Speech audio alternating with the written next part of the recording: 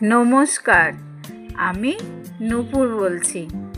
আপনাদের কাছে এসে গেছি আবার একটি লোভনীয় পদ নিয়ে, ইলিশ ভাপা।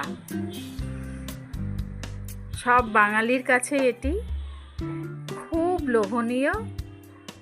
গরম ভাতের সঙ্গে ইলিশ ভাপা, ভাতের চাল একটু বেশি নিতে হবে, কিন্তু দুমুঠো ভাত সবাই বেশিই খাবে।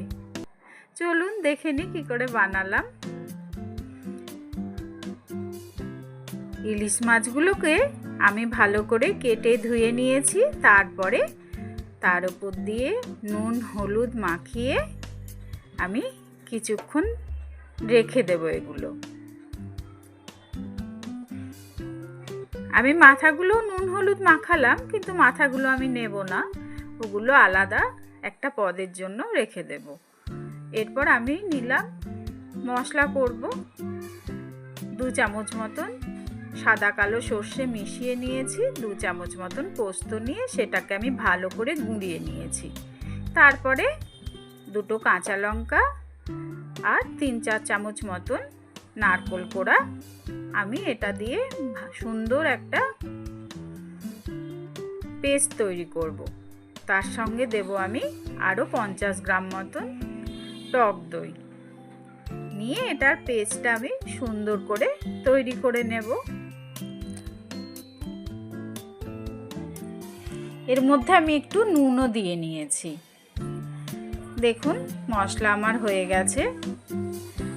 এই মশলাটা এবার আমি একটা টিফিন বক্সে নিয়ে নিলাম। যে বক্সটা ঢাকনাটা টাইট আছে সেরকম বক্স নেবেন। আর এই মশলার মধ্যে আমি একটু হলুদ, একটু সর্ষের তেল ভালো করে মিশিয়ে তারপরে মাছগুলো দিয়ে দিলাম। মাছের মধ্যে এবার এই মশলাটা আমি সুন্দর করে মেখে নেব।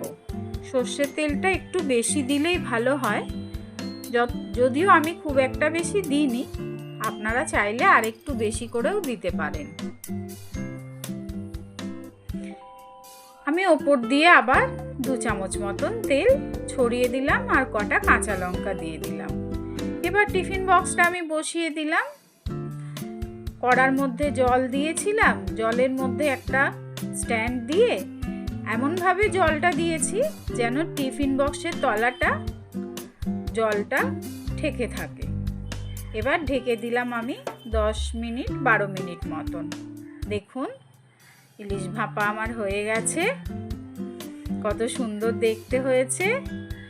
কে কোত্থেকে দেখছেন বলবেন। যদি ভিডিওটা ভালো লেগে থাকে তাহলে ফেসবুক থেকে দেখলে লাইক কমেন্ট শেয়ার করে দেবেন, আর ইউটিউব থেকে দেখলে চ্যানেলটি সাবস্ক্রাইব করে দেওয়ার অনুরোধ রইল।